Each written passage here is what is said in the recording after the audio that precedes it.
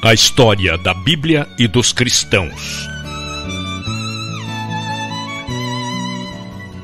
Este documentário traz a incrível história de como a Bíblia foi escrita e traduzida desde Moisés até os dias de hoje. Foi muitas vezes queimada, banida e ridicularizada por décadas, desde a época dos imperadores romanos e monarcas ingleses. Mas a palavra de Deus não pode ser contida. Grandes estudiosos da palavra, tradutores, reformadores, pregadores e escritores, pessoas inspiradas por Deus, lutaram e deram suas próprias vidas para proteger a Bíblia e levar a mensagem de salvação e esperança a todas as pessoas através dos séculos. A Bíblia levou 1.600 anos para ser escrita e 40 autores a escrever em 3 línguas diferentes. A Bíblia começou sendo feita oralmente por Deus e depois escrita por Moisés. Essas pessoas eram ungidas e falaram por Deus. Tudo que foi escrito não foi dado por vontade humana, mas veio da vontade de Deus. Tudo que foi escrito foi dividido em 2 testamentos, reunidos em 66 livros, 39 livros do Velho Testamento e 27 livros no Novo Testamento.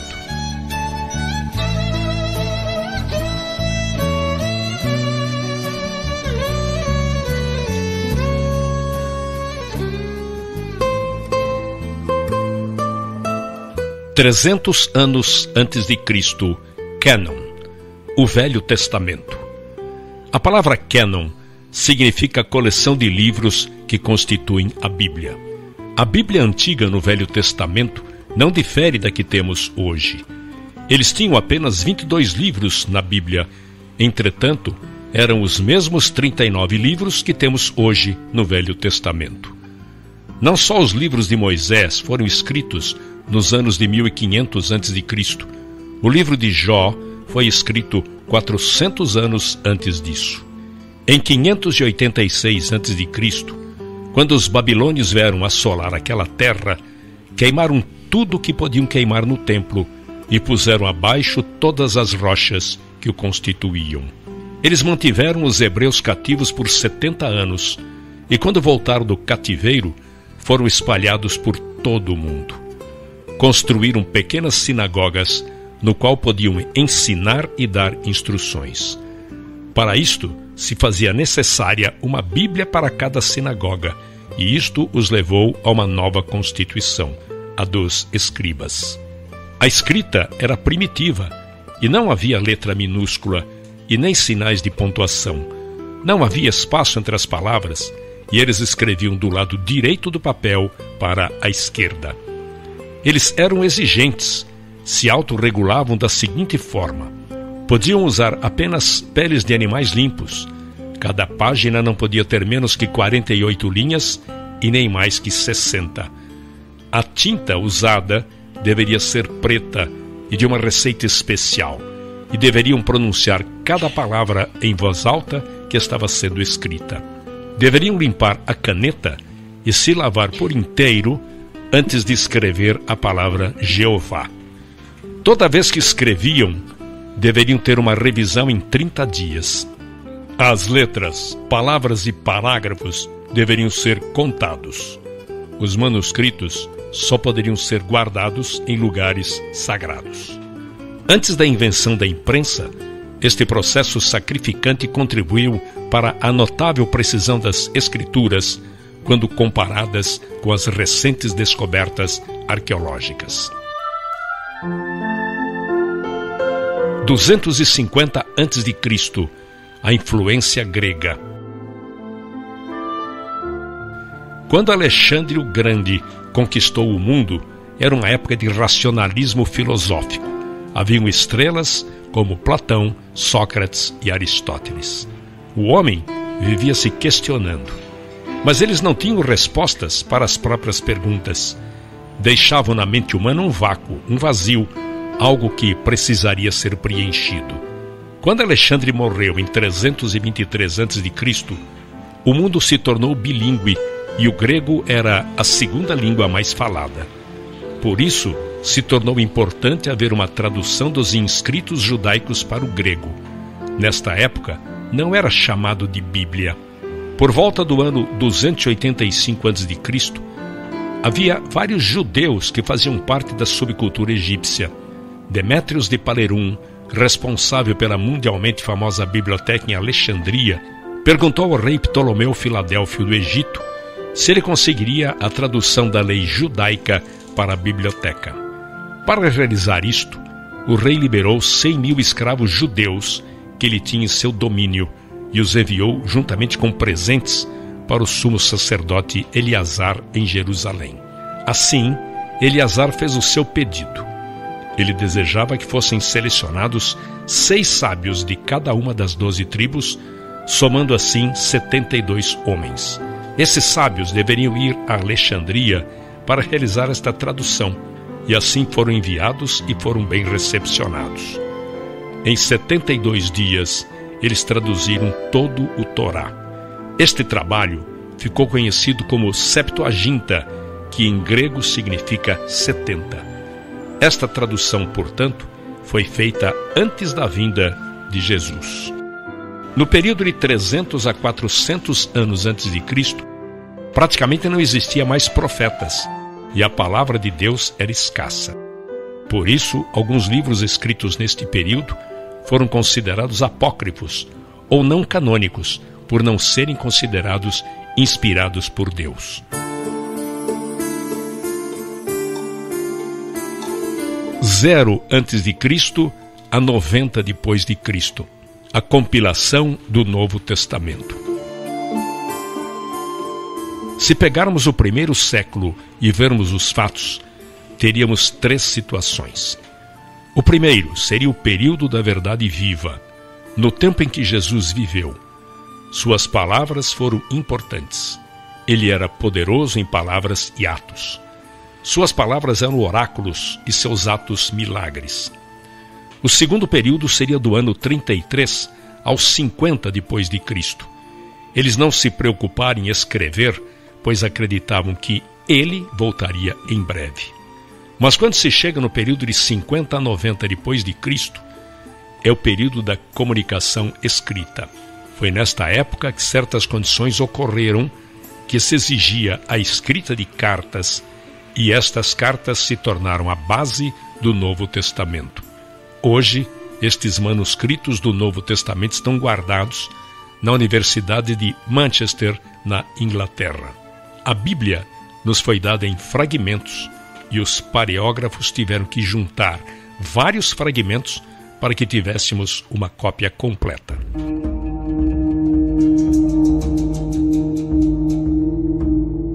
Em 35 depois de Cristo, o primeiro mártir cristão. Havia-se passado 7 anos após a ressurreição de Cristo, e um problema surgiu entre as viúvas gregas e hebraicas. Selecionaram 7 homens, nos quais chamaram diáconos.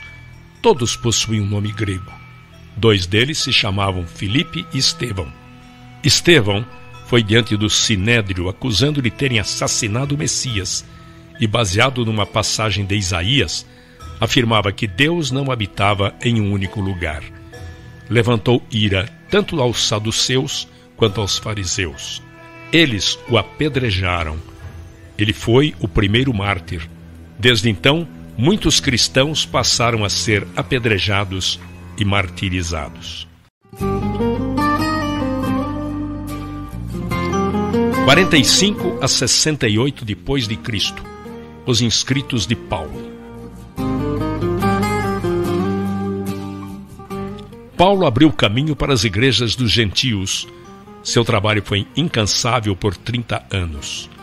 Escreveu a grande maioria das epístolas do Novo Testamento, muitas delas escritas na prisão.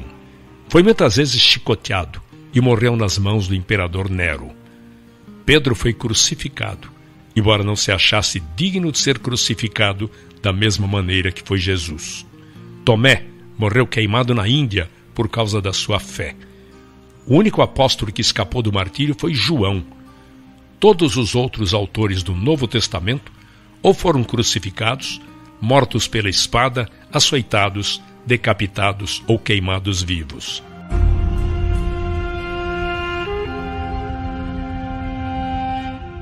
A expansão. Entre os anos 100 e 450 depois de Cristo, houve uma grande expansão do cristianismo em Roma. Havia em Roma muitas congregações separadas, mais de 40 congregações, encontradas logo após a última perseguição. Nesta época, os cristãos poderiam ser encontrados no Império Romano, como na distante Inglaterra. Nesta época, cresciam não só numericamente, mas penetravam verticalmente através de cada segmento social.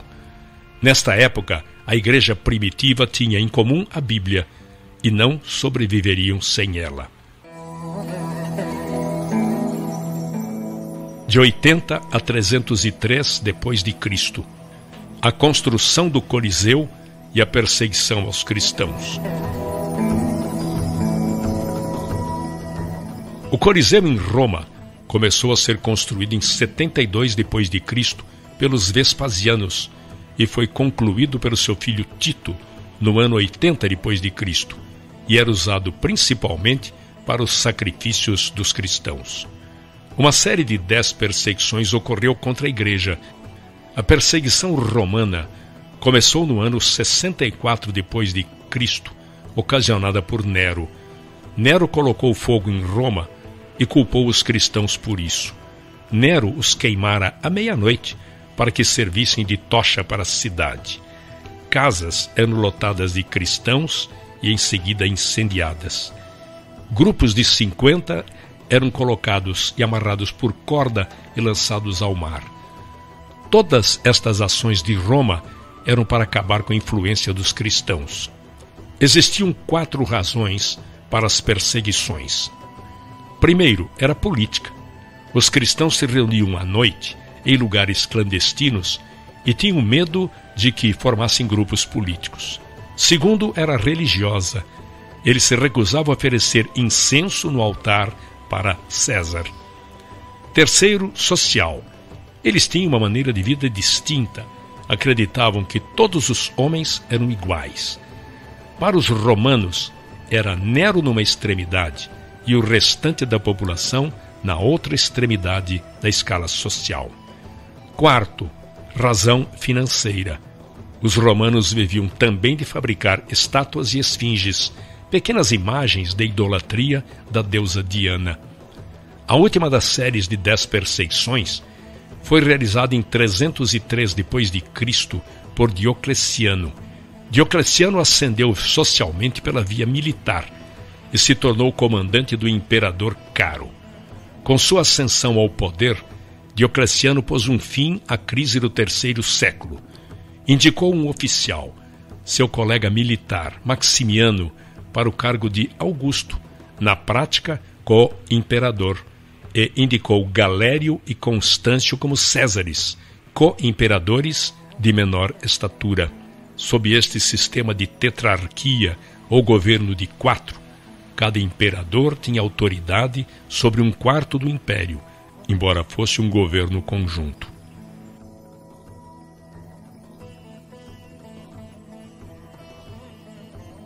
A grande perseguição. A perseguição de Diocleciano foi a última e talvez a mais sangrenta perseguição aos cristãos no Império Romano.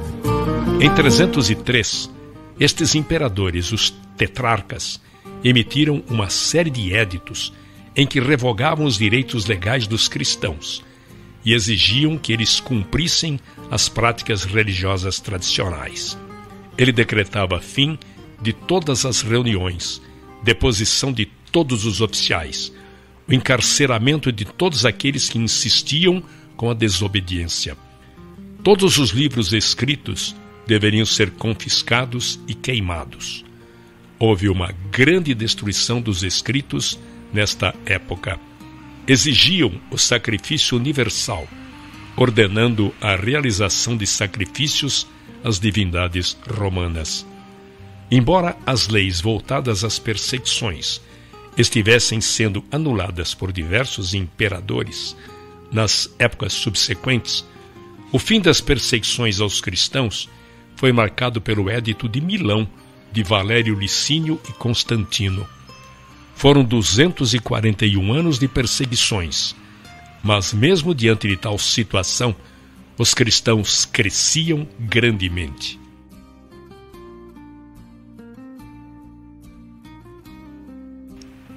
O fim das perseguições.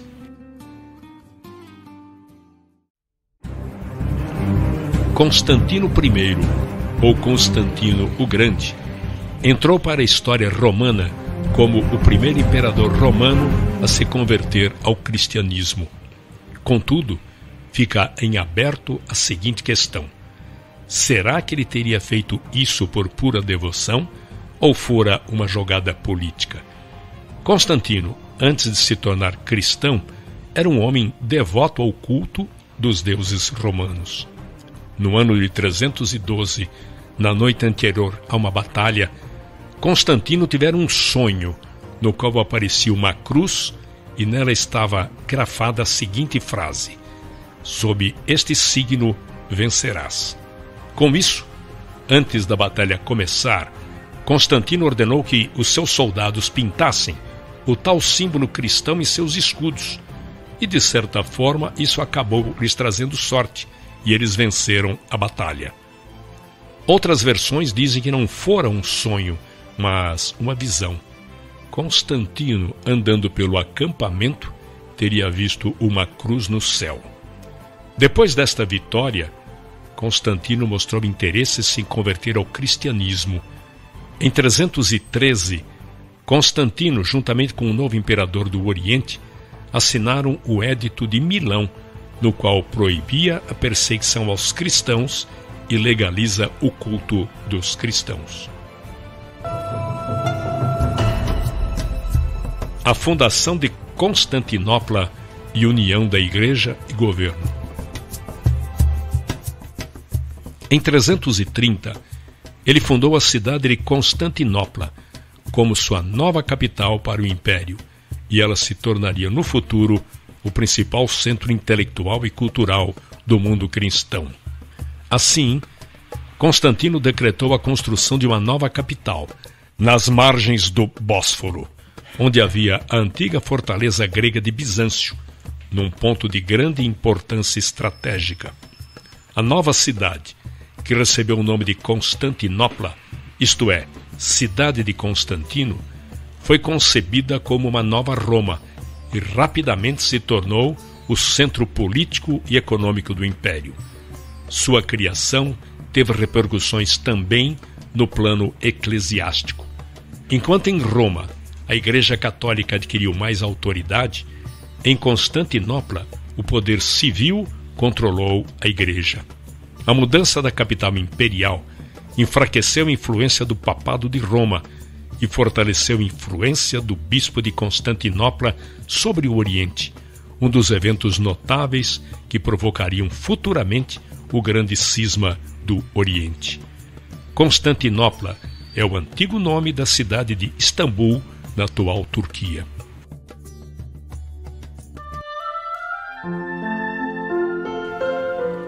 367 a 397 depois de Cristo. A canonização da Bíblia. Foi neste tempo que um grande teólogo da época, Atanásio de Alexandria, iniciou a cruzada por Novo Testamento canonizado. Atanásio foi o 20º arcebispo de Alexandria, como Atanásio I de Alexandria. Seu episcopado durou 45 anos, dos quais 17 ele passou exilado, em 5 ocasiões diferentes e por ordem de 4 diferentes imperadores romanos. A palavra cânon significa régua, quadro de medidas, um nivelador ou pesos ideais para equilibrar uma balança. Em relação à Bíblia, significa a regra usada para determinar se um certo livro poderia ser medido satisfatoriamente de acordo com um padrão. A palavra foi primeiramente utilizada por Atanásio no século IV. Em 367 d.C., Atanásio listou pela primeira vez nos registros da história os 27 livros do Novo Testamento.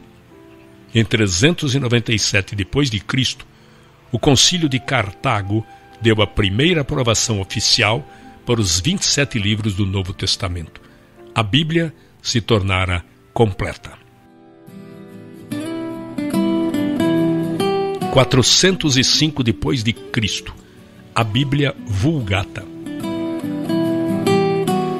Jerônimo, em 405 d.C., levou 16 anos de sua vida para traduzir a Bíblia diretamente do hebraico para o latim.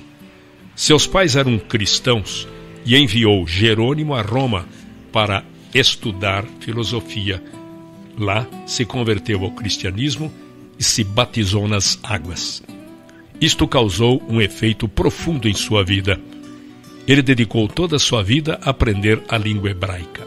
Ele era grande amigo de Damaso I, que depois veio a se tornar papa, e a seu pedido dedicou-se a esta tradução, pois não havia ninguém mais qualificado que Jerônimo para fazer a tradução. Aí ele se mudou para Jerusalém, para viver uma vida monástica, e se dedicou totalmente a esta tarefa de traduzir toda a Bíblia para o latim.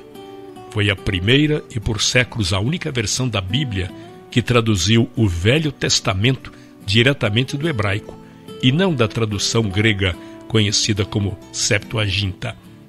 No Novo Testamento, São Jerônimo selecionou e revisou textos e traduziu também para o latim. Chama-se, pois, Vulgata a esta versão latina da Bíblia. Vulgata quer dizer edição, tradução ou leitura de divulgação popular, que foi usada pela Igreja Católica Romana durante muitos séculos e ainda hoje é fonte para diversas traduções. O latim se tornara cada vez mais importante nos negócios do Império. No ano de 405 d.C., sua missão havia sido concluída, e ele morreu em 420 d.C. Na verdade, este se tornou o instrumento que bloqueava qualquer outra vulgata. Foi tão altamente admirada que as gerações posteriores resolveram proibir qualquer outra tradução. O latim se tornara a língua oficial da Igreja e, com isto, todas as outras traduções da Bíblia foram proibidas. O bom se tornou um inimigo. Isto, de fato, privou o povo da Bíblia e deixou o mundo afundado na escuridão da Idade Média. 550 d.C., a escuridão da Idade Média. A Igreja foi o poder absoluto nesta época, mas este é um triste capítulo na história do cristianismo. A Bíblia ficaria trancada e restrita aos conventos. Foi confinada a um pedestal e poucos privilegiados a podiam ler. Este é um triste capítulo na história da era cristã que levou centenas de anos até que viesse a Reforma. Enquanto isso, a Igreja era consumida com seus objetivos políticos e isto resultou nas cruzadas e outras atrocidades. Um número incontável de vidas foram ceifadas e a Igreja institucionalizada foi responsável por tudo isto. A tradução da Bíblia em inglês, 1324 d.C., John Wycliffe. John Wycliffe nasceu em Londres em 1324 e viveu 60 anos. Ele foi como a raiz que surge em solo árido. Tinha uma mente extraordinária. Viveu numa época de transição. Aos 16 anos, mudou-se para a cidade de Oxford para estudar na Escola de Artes e fez doutorado em teologia. Nos últimos 12 anos, passou dando aulas na Universidade de Oxford. Voltando um pouco atrás, no ano de 1167, os franceses expulsaram os estudantes ingleses da Universidade de Paris. Então eles vieram para Oxford, com o intuito de construir uma universidade. mas o povo da cidade não gostou da ideia. A não aceitação era tão grande que um grupo de universitários resolveu não ficar lá e foram para Cambridge e construíram aí outra universidade. E por 600 anos existiram apenas 2 universidades na Inglaterra, uma em Oxford e outra em Cambridge. Quando Wycliffe tinha 24 anos, uma terrível peste negra assolou a Europa e por fim chegou à Inglaterra. Não havia cura. A peste atingia ricos e pobres, jovens e velhos, e isto causou grande temor no coração de Wycliffe. Mais de 200 vítimas diariamente eram colocadas em campos abertos para o enterro. Aquele luto diário continuou até que a praga tivesse dizimado centenas e milhares de vidas. Não há dúvida de que esta praga causou um grande efeito na vida de Wycliffe. Ele trouxe um incrível efeito espiritual. A convivência com a morte causou nele um grande temor de Deus. Ele passou a rever suas prioridades e perdeu todo o medo do homem. A verdade era a máxima prioridade. Ele foi transformado e passou a ter outro relacionamento com Deus. Nesta época em que ele vivia, a igreja e o Estado eram um só. Com isso, todos os dízimos que eram entregues à igreja iam para o Estado, e o Estado fazia as indicações de quais ministros iriam para as várias paróquias. Ele se tornou um reformador. Segundo ele, o que era certo, e o que era errado, errado, e discordava das muitas práticas da igreja. Assim, nasceu o reformador. 1351 a 1372 depois de Cristo, a Guerra Fria. Nesta época, havia uma guerra fria entre a cidade de Roma e a cidade de Oxford. Existiam 2 frentes de batalhas. A primeira era no campo da política. Todos os cargos políticos importantes eram ocupados pelos membros do clero, e muitos eram estrangeiros, na maioria vindos de Roma. Recebiam altos salários que levavam embora para Roma. Muitos nem tinham pisado em solo inglês e recebiam altos salários que eram levados até eles. A situação se tornou muito mais ofensiva e se complicou ainda mais quando os franceses passaram a ser selecionados para estes cargos na Inglaterra. Não podemos esquecer que, historicamente, neste período, a Inglaterra estava envolvida numa guerra de 100 anos com a França. Por esta razão, o parlamento inglês aprovou 2 estatutos importantes. Primeiro, defendia que qualquer compromisso da igreja estrangeira dentro do reino inglês teria que obter a aprovação do rei. A segunda lei impedia que qualquer tribunal estrangeiro pudesse proferir penalidades ou juízo para qualquer inglês. Também invalidava qualquer mandado judicial a um cidadão para comparecer em tribunal estrangeiro, exceto se tivesse permissão do parlamento inglês.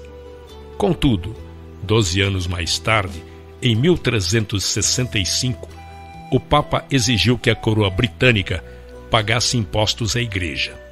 6 anos depois, Roma mandou um agente do parlamento para receber os impostos do Papa na Inglaterra. Com estes acontecimentos, o apoio à posição oposta de Wycliffe se fortalecia e foi indicado a capelão do rei da Inglaterra. Outra batalha que ocorreu nesta Guerra Fria com Roma foi no campo da teologia. Wycliffe censurou a doutrina da transubstanciação. A igreja alegava que os elementos da comunhão eram transubstanciados no real corpo e sangue de Cristo. A investigação neste assunto levou à morte muitos homens nobres, que foram queimados até 125 anos depois, por causa da oposição a esta doutrina. Um sentimento de desesperança religiosa entristecia seu espírito. Então, John Wycliffe admoestava seus alunos e passou a escrever a grande imoralidade daquela época. Não deveremos nos esquecer de que naquela época não havia máquinas impressoras.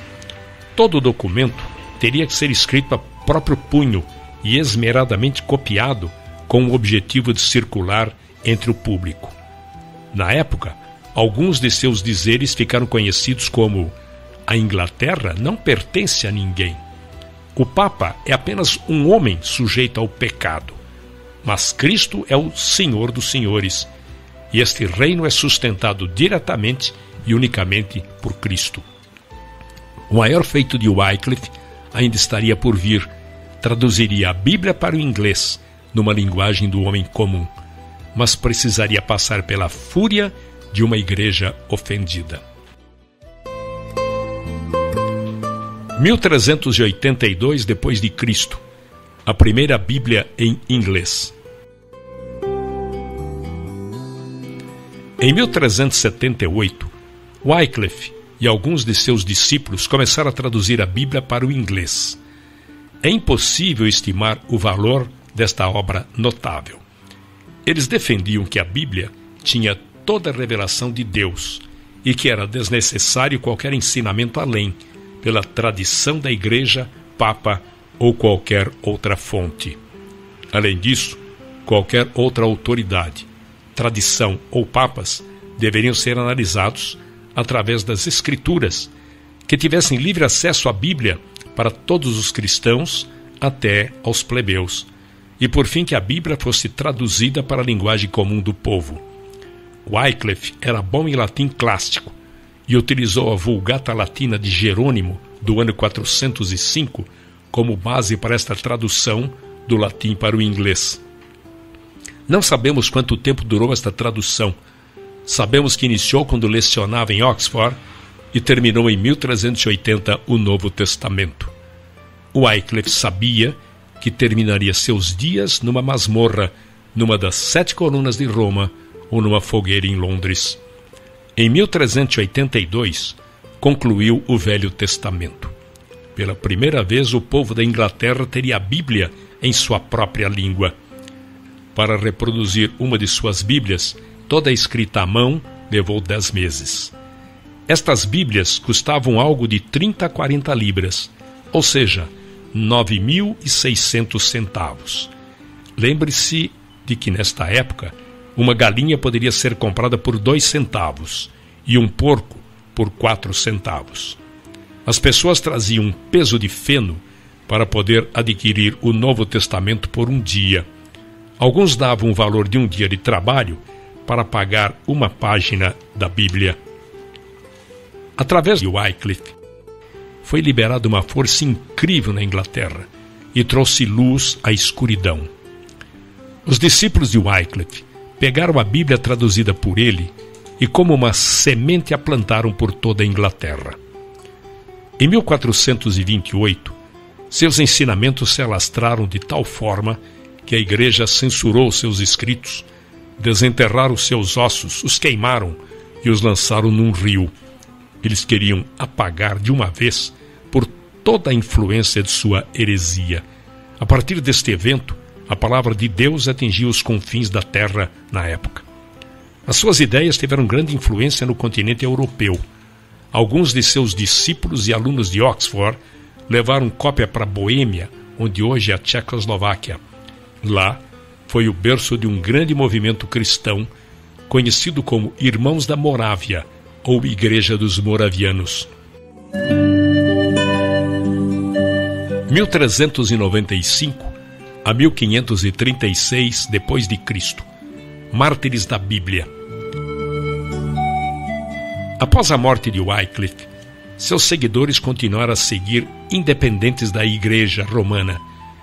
Eles acreditavam no sacerdócio de todo e qualquer fiel, que era perfeitamente possível realizar sacramento sem a autoridade de um bispo. E além disso, havia um tremendo contraste entre os seguidores de Wycliffe e os sacerdotes romanos. Os seguidores de Wycliffe eram pessoas pobres. Os sacerdotes romanos tinham uma opulência que os tornavam claramente contrastantes.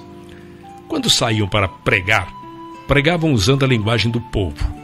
Já os sacerdotes romanos realizavam os cultos na língua morta do latim. Isto proporcionou que a Bíblia fosse rapidamente disseminada na Inglaterra. tornaram-se tão fortes e corajosos que passaram a pregar cartazes com lemas em todos os lugares. Em 1395, fizeram uma solicitação ao Papa para abolir o celibato, a transubstanciação, as preces aos mortos e oferendas às imagens. Na verdade, eles pegaram um folheto escrito por Wycliffe sobre as 12 conclusões e os pregaram em todos os locais públicos, incluindo a Catedral de São Paulo e a Abadia de Westminster. Isso causou um alvoroço entre os bispos e o clero e significava uma blasfêmia contra a Igreja. Em 1399, o bispo de York associou-se ao rei Henrique VI. Foi ele quem indicou e colocou a coroa neste novo rei. E disse para ele que, para consolidar o trono, teria que conciliar o clero e sacrificar os lollardos. Lollardos era um termo ofensivo dado aos seguidores de Wycliffe e significava resmungões. O rei Henrique respondeu que seria o protetor da igreja. 2 anos depois, em 1401, o ato de queimar hereges foi sancionado pelo parlamento. Após 2 dias da aprovação deste projeto de lei, começaram a acender fogueiras nos campos de Londres para que queimassem vivos aqueles que não se retratassem. Um enorme, nobre exército de cristãos morreu queimado por exercerem sua fé por toda a Inglaterra durante os próximos anos. Mesmo assim, 125 anos mais tarde, os cristãos ainda eram tão numerosos e ativos quanto foram na época de Wycliffe e começaram uma reforma que literalmente viraria a Europa de cabeça para baixo. –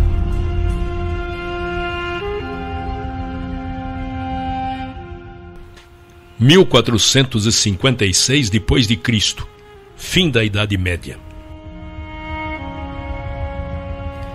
O fim da Idade Média e o início do Renascimento são os marcos desse período. Politicamente, houve a queda de Roma e Constantinopla, a descoberta da América em 1492.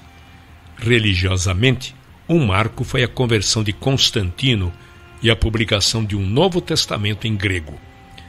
A queda de Constantinopla foi um evento histórico que, segundo alguns historiadores, marcou o fim da Idade Média na Europa e também decretou o fim dos últimos vestígios do poderoso Império Romano, agora dividido e chamado de Império Bizantino. A conquista da capital Constantinopla pelo Império Otomano, sob o comando do sultão Maomé II, ocorreu em 29 de maio de 1453. A cidade de Constantinopla foi renomeada oficialmente para Istambul pela República da Turquia em 1930. Apenas 3 anos após a queda de Constantinopla, a primeira Bíblia foi impressa em Mayence, na Alemanha, em 15 de agosto de 1456. E o responsável por isso foi um homem chamado Johannes Gutenberg. Este foi um grande marco na história da humanidade, pois durante milênios a escrita restringia-se a modos de réplicas muito limitadas, como os papiros egípcios, os ideogramas chineses, cujo acesso era restrito a pequenos grupos de pessoas, geralmente escribas. O primeiro livro publicado por Gutenberg foi a Bíblia. Já não era necessário copiar à mão, palavra por palavra, como se fazia até então. Fazia-se um molde com os caracteres móveis, e a partir dele imprimiam-se quantas cópias quisessem. 30 anos após a morte de Gutenberg, suas máquinas já estavam espalhadas por toda a Europa nas grandes cidades. Havia um homem em Wittenberg que chegou a imprimir 100.000 Bíblias.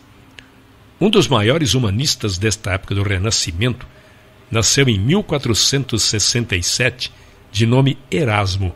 Seu pai era um padre.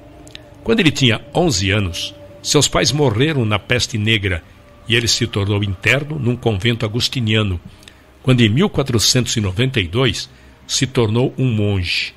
Ele tinha o dom de escrever poemas, mas para aumentar sua renda começou a aprender e a ensinar grego. O grego havia se tornado uma importante língua entre os humanistas daquela época. Ele estudou grego em Oxford, onde conheceu Thomas More, futuro chanceler da Inglaterra.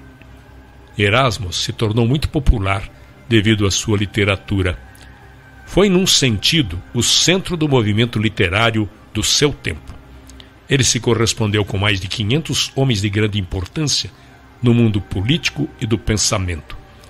Escreveu o Manual do Cristão Militante, obra mundialmente conhecida e que serviu de incentivo e apoio para os reformistas da época. Outra obra conhecida foi O Elogio da Loucura. Eram obras que expressavam uma análise da igreja no seu tempo. Os seus escritos alimentavam o que posteriormente dividiria a igreja. A mais importante obra que escreveu em toda a sua vida foi a tradução da Bíblia do latim para o grego. Foi no ano de 1516. Ele terminou o Novo Testamento em grego, quando lecionava no Queen's College em Cambridge. Depois, agrupou em uma página dividida em 2.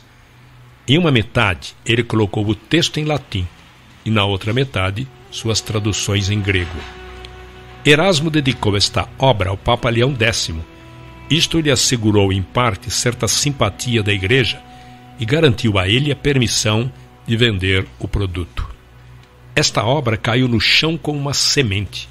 Não há outra maneira de descrever, pois Martinho Lutero passou os olhos naquilo e traduziu do grego para o alemão de sua época, e deu a Bíblia para os alemães. Foi exatamente o que Zwingli e Calvino fizeram pelas pessoas que viviam na Suíça, e exatamente o que William Tyndale fez pelas pessoas que viviam na Inglaterra. Este texto foi o que serviu de referência para que o rei King James fizesse sua tradução em 1611. 1517 d.C., a Reforma. Um homem está acima de todos os outros quando se fala de reforma protestante: Martinho Lutero. Lutero foi o epicentro da ruptura com a Igreja Católica, mas exerceu também um papel vital na história da Bíblia. Martinho Lutero nasceu em 10 de novembro de 1483. Entrou para o monastério agostiniano, onde obteve o grau de bacharel em artes. Um ano depois, fez seus votos para se tornar professor de literatura bíblica. Lutero se indignou com muitas práticas exercidas pela Igreja Católica. Por exemplo, uma delas era a venda de indulgências. As indulgências eram uma forma de penitência paga. As pessoas compravam um pedaço de papel que lhes permitia o direito de cometer pecados. O grau de cada um era determinado pelo preço que pagavam. Foi a combinação desta e de muitas outras coisas que resultaram nas 95 teses afixadas na porta da igreja de Wittenberg em 1517. Nestas teses, ele atacava veementemente a igreja e discordava de qualquer doutrina que não fosse fundada nas Escrituras. Na Alemanha, em 1521, Lutero queimou publicamente a bula papal e a sua literatura se tornou bastante ativa. A obra mais importante de Lutero foi a tradução do Novo Testamento em grego de Erasmo para o alemão. Lutero não foi o único responsável pela reforma europeia. João Calvino foi o responsável por traduzir a Bíblia para o povo da Suíça. Se o luteranismo ou protestantismo nasceu em Wittenberg, então o presbiterianismo nasceu em Genebra. João Calvino era um teólogo francês, nascido em 10 de julho de 1509. Foi um humanista, nunca foi ordenado sacerdote. Depois de seu afastamento da Igreja Católica, foi porta-voz do movimento protestante, pregando em igrejas e acabando por ser reconhecido por muitos como padre. Fugiu para Genebra em 1536, onde faleceu em 1564. Genebra tornou-se definitivamente um centro do protestantismo europeu, e João Calvino permanece até hoje uma figura central na história da cidade e da Suíça. Quando Martinho Lutero escreveu suas 95 teses, em 1517, Calvino tinha 8 anos de idade e a forma de protestantismo que ele ensinou e viveu é conhecida pelo nome de calvinismo. Calvino era incomparável na área da doutrina. Em 1542, havia o surto da peste negra em Genebra. A peste negra permanecia um fenômeno incompreensível. Para lidar com a epidemia, era normal que se multiplicassem os casos de feitiçaria e de rituais para combater a peste. Assim, os rebeldes cristãos, os protestantes, eram perseguidos e acusados de bruxos e feiticeiros.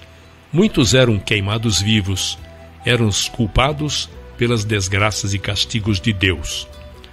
Não há dúvidas de que, quando se fala em reforma, pensamos na Alemanha de Martinho Lutero, na Suíça de João Calvino, na Escócia de John Knox e na Inglaterra, Thomas Bilney.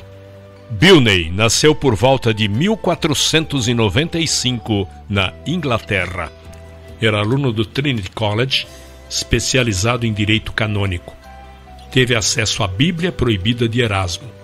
Reunia-se num bar para estudar e discutir a Bíblia entre seus amigos. Muitos se tornaram seus seguidores. Um deles chamava-se William Tyndale, que posteriormente veio traduzir o Novo Testamento do grego para o inglês. William Tyndale foi um pastor protestante, mestre em artes pela Universidade de Oxford. Traduziu a Bíblia para o inglês moderno. Seu objetivo foi fazer o Novo Testamento um livro tal que todo menino de arado pudesse tê-lo e se tornasse mais conhecedor das Escrituras que o próprio clero. Esta é uma frase de Tyndale que ficou muito conhecida. Apesar de numerosas traduções para o inglês, parciais ou completas terem sido feitas a partir do século VII, a Bíblia de Tyndale foi a primeira a se beneficiar da imprensa, o que permitiu uma ampla distribuição. Foi em Cambridge que Tyndale descobriu o poder regenerador da Bíblia. Lá se uniu ao grupo de estudos liderado por Bilney. Ele sabia que este despertar estava restrito a Cambridge, em função da cultura. Assim, a razão de sua vida e a causa de sua morte foi traduzir a Bíblia para a linguagem do homem comum.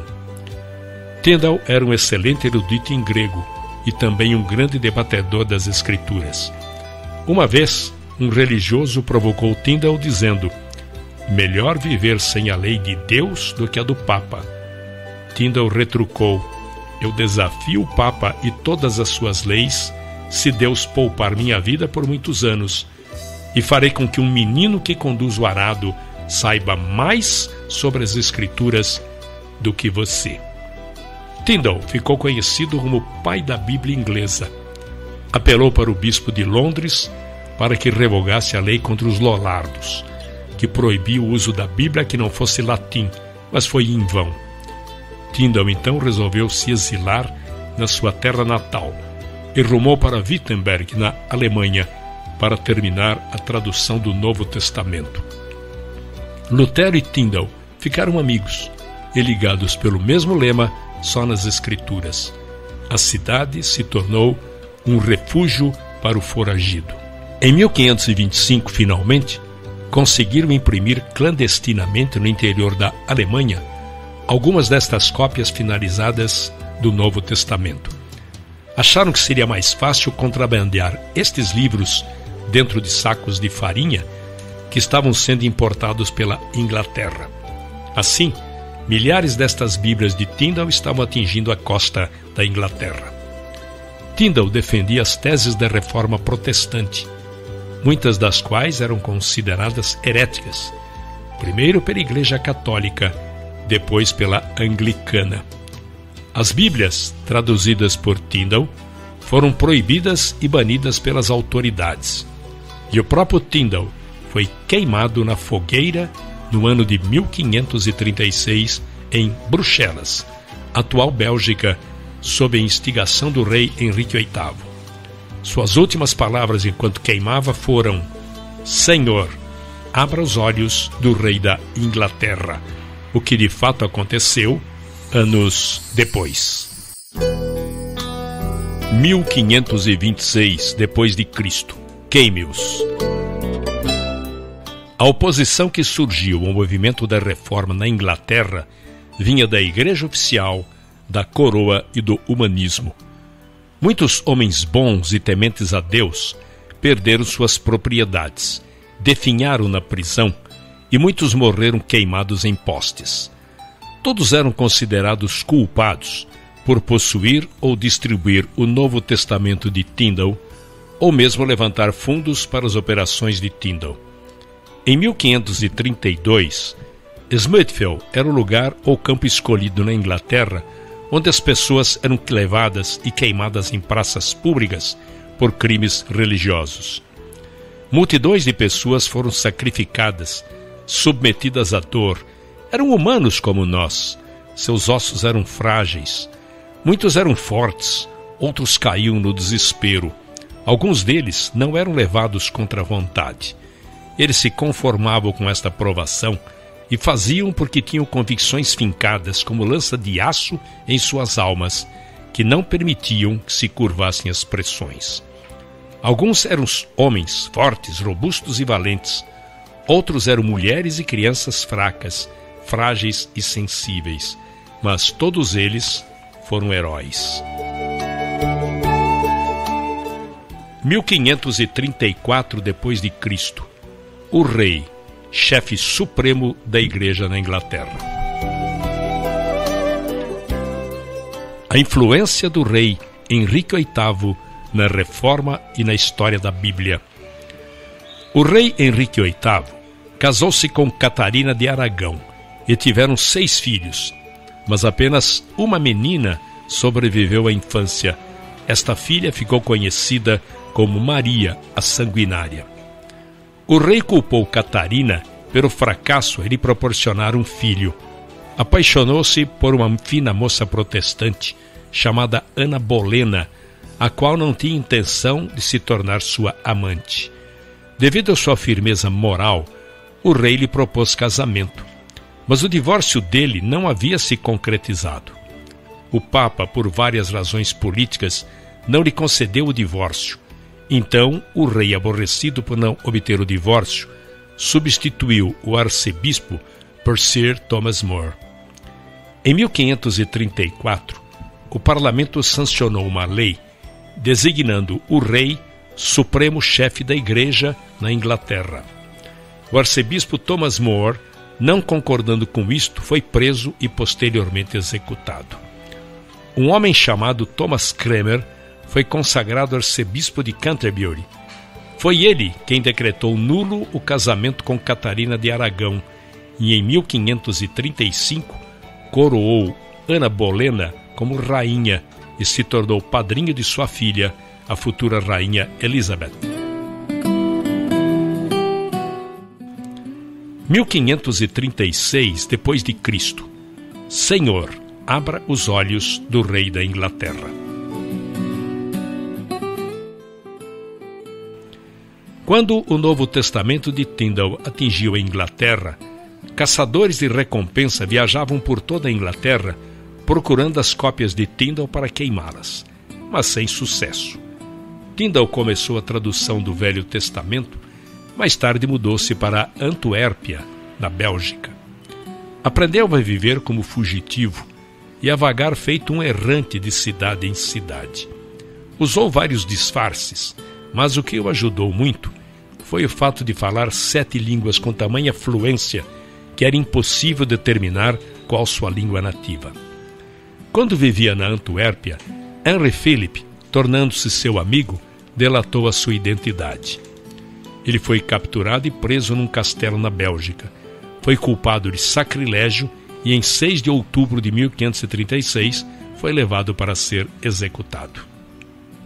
Quando o levaram para o poste em que seria queimado vivo, havia 2 buracos no poste, por onde um pedaço de arame seria passado. Envolveria seu pescoço, porque, de acordo com a corte, ele deveria ser estrangulado ao mesmo tempo que fosse queimado. E quando o executor passava o arame em volta de sua garganta, ele fez esta última declaração pública registrada, e foi em forma de prece: Senhor, abra os olhos do rei da Inglaterra. A sua voz foi sufocada, queimaram seu corpo e destruíram sua propriedade, queimando cada Bíblia que era encontrada. Embora apenas um exemplar da sua primeira edição do Novo Testamento tenha sobrevivido ao Holocausto Bíblico, seu empenho inspirou milhares.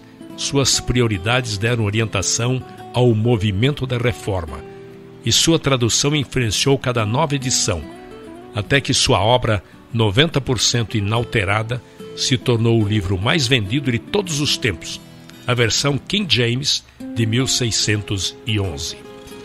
Após a morte de Tyndale, a Bíblia inglesa foi considerada um livro proibido. A rainha Ana Bolena acreditava piamente no movimento da Reforma. Ela se esforçou para influenciar os comandantes a perdoar os crimes daqueles que eram pegos contrabandeando o Novo Testamento na Inglaterra. Ela recebeu um exemplar da Bíblia de Tyndale, que está até o dia de hoje no Museu Britânico. Entretanto, o rei Henrique VIII se apaixonou novamente por uma moça chamada Joanna Seymour. O rei aproveitou uma oportunidade para acusar Ana de adultério e mandou prender Ana numa masmorra. Foi condenada à morte e executada, decapitando sua cabeça com um golpe de machado.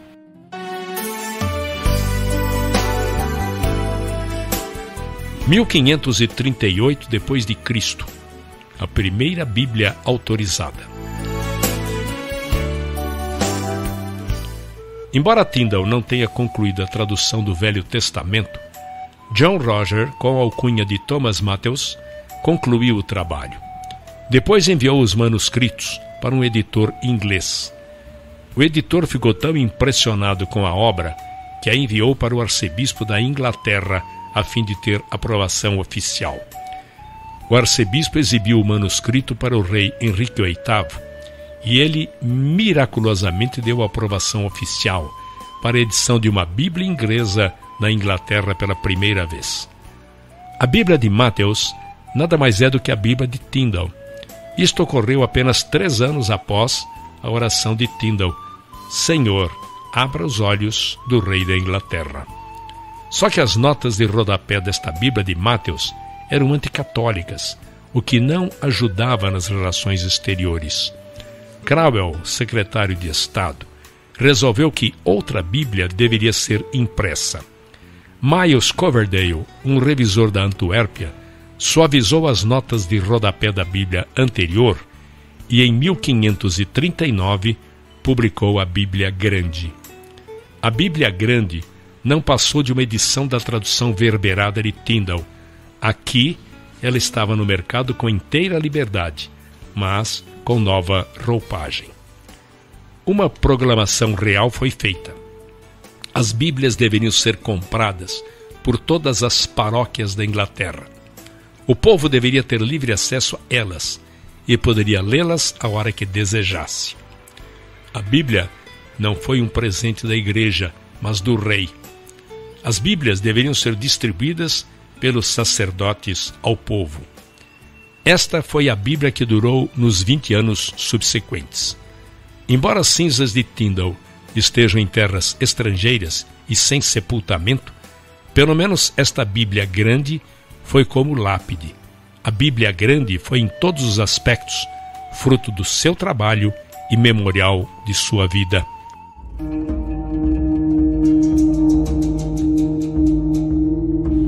A ira de Maria Sanguinária. Henrique VIII foi marido de 6 mulheres, amante de muitas concubinas e pai de muitos filhos ilegítimos. Apenas 3 filhos legítimos sobreviveram à infância: Maria, Elizabeth e Eduardo. Em 1546, Eduardo se tornou herdeiro do trono aos 9 anos de idade. Tinha ele influência da doutrina reformadora e era um verdadeiro protestante. Contudo, sua saúde era fraca e após 6 anos no trono, faleceu. A filha mais velha, Maria, assumiu ou herdou o trono. Foi totalmente oposta ao seu irmão. Era filha de Catarina de Aragão e tinha na sua mente as lembranças infelizes que ocorreram com sua mãe. Como o casamento de sua mãe foi considerado ilegal, ela foi tida como filha bastarda. Muitas vezes serviu de dama de companhia a sua irmã Elizabeth. Tinha 20 anos de idade quando sua mãe morreu. Teve uma vida muito atormentada. Maria apresentava um temperamento dócil no início de seu reinado, mas as atitudes e pressão mudaram. O fervor religioso se tornou evidente. Uma nuvem negra pairou sobre a causa dos reformistas na Inglaterra. Ela jurou vingança ao arcebispo Cranmer, que havia aprovado o divórcio de sua mãe com o rei, tornando-a ilegítima e mudado a religião da Inglaterra para o protestante. Prendeu todos os bispos que apoiaram seu pai. A leitura da Bíblia voltou a ser proibida na Inglaterra. E muitos reformadores migraram para outros países da Europa, como Genebra, na Suíça, pois muitos estavam sendo perseguidos, presos e queimados na Inglaterra.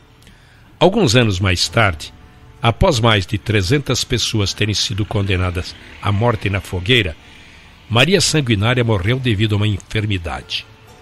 Em 17 de novembro de 1558, Elizabeth, sua meia-irmã, subiu ao trono. Elizabeth repetiu tudo que seu meio-irmão Eduardo tinha feito.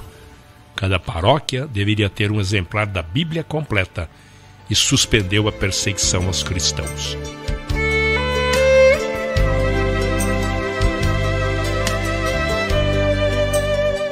Em 1557 a 1586 depois de Cristo. A tradução pelo Comitê. Na época do reinado de Maria Sanguinária, os reformadores de Genebra se dedicaram a realizar outra tradução da Bíblia para o inglês. Ela foi concluída em 1560 e chamada de a Bíblia de Genebra. Foi uma Bíblia singular, a primeira elaborada por um grupo ou comitê, ao invés de um só indivíduo. O grupo incluía John Knox, Miles Coverdale, William Hitzer, entre outros menos conhecidos. Estes homens tiveram acesso a João Calvino quando precisavam de colaborações importantes. Dispunham de uma fonte de consulta maior que a disponibilizada a qualquer outro tradutor. Trabalharam meticulosamente cada detalhe. Seus métodos de tradução foram adotados posteriormente pelos eruditos que trabalharam na versão do rei James. Embora nunca tenha sido sancionada para uso público na Inglaterra, tornou-se rapidamente uma Bíblia popular devido ao tamanho pequeno. Tornou-se a Bíblia dos Puritanos e foi adotada pelo exército de Cromwell. Em 1559, Elizabeth, agora rainha, nomeou Matthew Park como arcebispo de Canterbury. Ele era professor da Faculdade de Corpus Christi em Cambridge e, graças à sua insistência, surgiria uma nova Bíblia inglesa. Ela foi chamada de a quarta revisão da Bíblia de Tyndale. Também foi fruto de um comitê de 8 a 9 bispos e se tornou conhecida como a Bíblia dos Bispos. Achava-se que ela seria necessária devido à crescente busca pela Bíblia de Genebra. Na verdade, a Bíblia de Genebra estava tomando lugar na versão autorizada, que era a Bíblia Grande, e em segundo lugar, diminuía a autoridade dos bispos. Quando a rainha Elizabeth assumiu o trono e os reformadores voltaram a viver na Inglaterra, um movimento chamado Puritanismo teve início, resultado da influência de Calvino. O resultado foi a busca de uma nova maneira de administrar a igreja, pois estavam derrubando o respeito que as pessoas deviam ao clero. Então, o arcebispo Matthew Park achava que esta nova tradução poderia restaurar o seu prestígio. Esta tradução seguiu a Bíblia Grande nas partes históricas, e os livros proféticos carregavam a nítida influência da Bíblia de Genebra.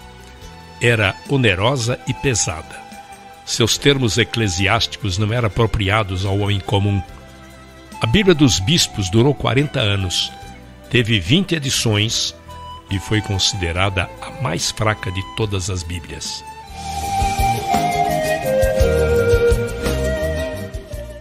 Em 1611 depois de Cristo, o livro mais vendido de todos os tempos. Elizabeth morreu, e como não deixou filhos, Jaime VI da Escócia, filho de Maria Stuart, se tornou herdeiro do trono inglês. Foi criado com fortes convicções protestantes e convertido por John Knox, era presbiteriano por convicção. Um grupo de pessoas lhe entregou uma petição milenar e tratava de uma petição de 800 puritanos, no qual pediam ao rei que abolisse certos rituais religiosos.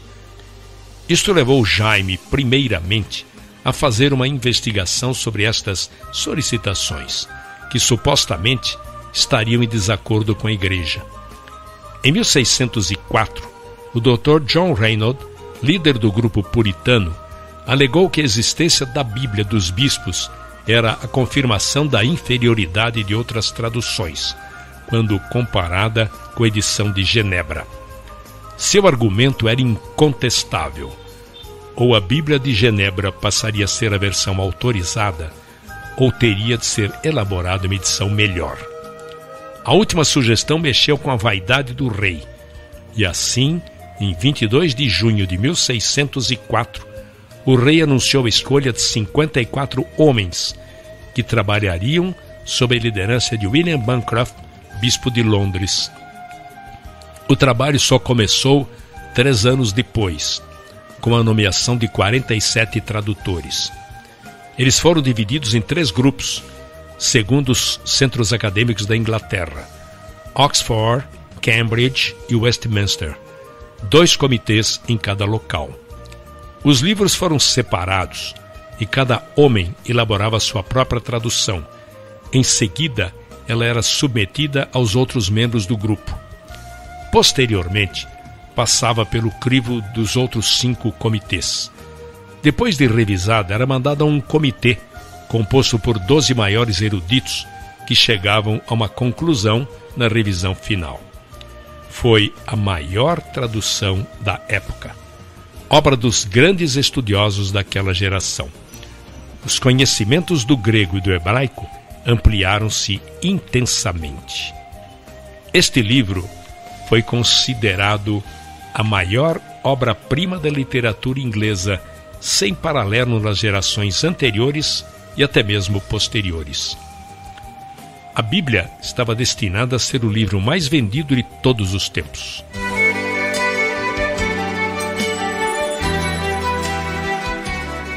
Em 1580 a 1620 depois de Cristo, os peregrinos.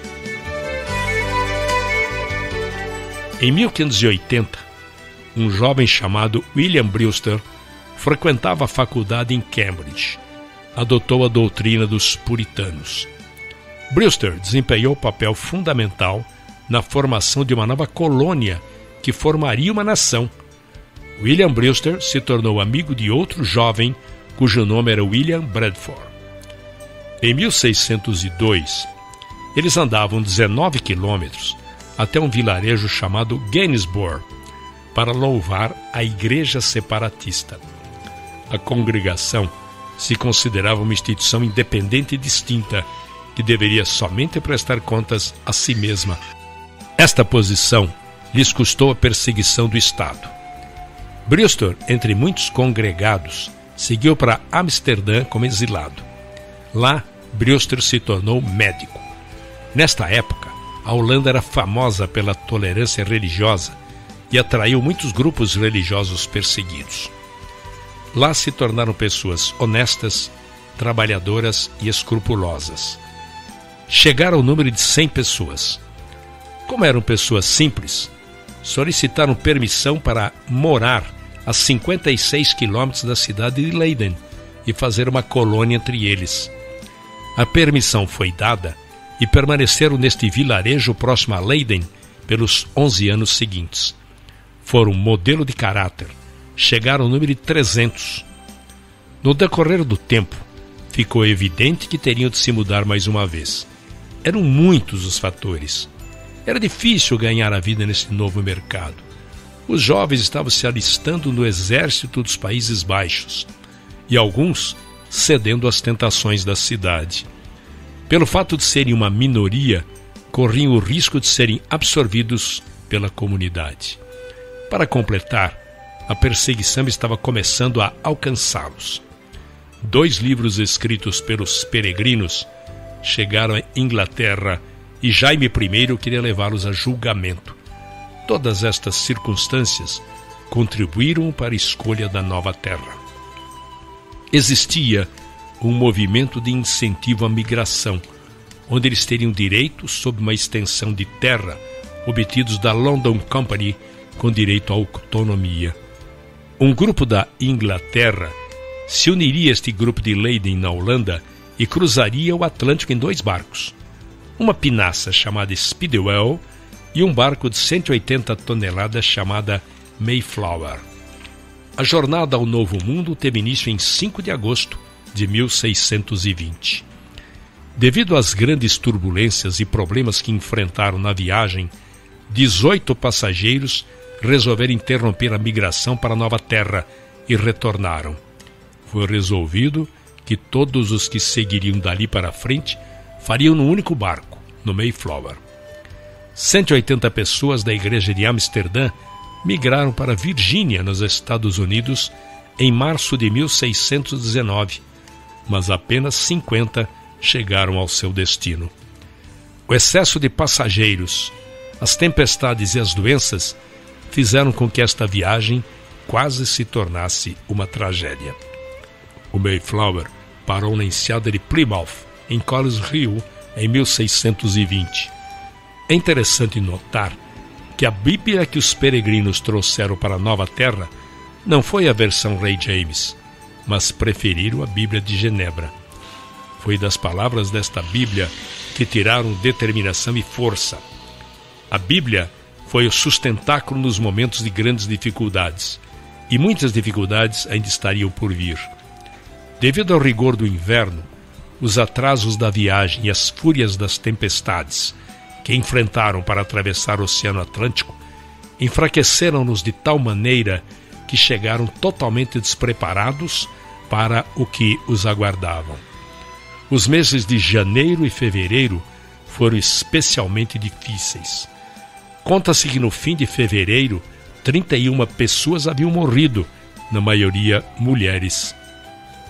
A doença se abateu de tal forma sobre eles que a primeira casa que construíram foi transformada num hospital. Mesmo assim, tiveram problemas, porque os doentes eram em maior número do que as pessoas que teriam condições de cuidar deles. Em meados de março, o inverno rigoroso chegara ao fim. Estabeleceram uma colônia em Portugal. Havia um índio que falava fluentemente o inglês. Seu nome era San Rossetti. E lhes forneceu muitas informações sobre a terra. Foram apresentados também a outro índio chamado Squanton, que também falava inglês fluentemente. Este foi um nativo que havia sido capturado e vendido na Espanha, que conseguiu fugir para a Inglaterra e da Inglaterra conseguiu voltar para sua terra natal. Era o único sobrevivente da sua tribo. Apresentaram também outro líder nativo chamado Massasoit, que estava acompanhado por 60 de seus homens. O resultado foi um acordo de paz assinado entre eles que duraria pelos 50 anos seguintes. Posteriormente, o lugar onde se estabeleceram foi Plymouth Rock. Estes bravos e corajosos peregrinos, do jeito que puderam, se tornaram as sementes de uma nova nação. É preciso destacar que eles eram homens de carne e osso como nós. Sacrificaram seus bens, sofreram privações, resistiram aos sofrimentos, tudo por um propósito supremo. Eles queriam a liberdade de louvar e seguir a Deus. A fonte de suas forças foi um livro, a Bíblia Sagrada, e eles a colocaram em primeiro lugar em todas as questões, na fé e na prática.